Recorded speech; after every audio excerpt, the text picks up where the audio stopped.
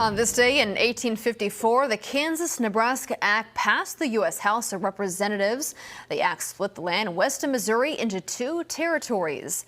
Illinois Senator Stephen Douglas, who introduced the bill, argued in favor of popular sovereignty. That's the idea that the settlers of the new territories should decide if slavery should be legal there.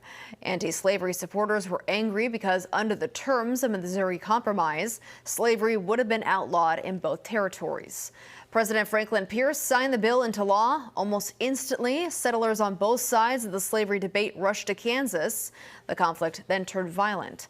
With this passage, the Kansas-Nebraska Act pushed the United States closer to civil war.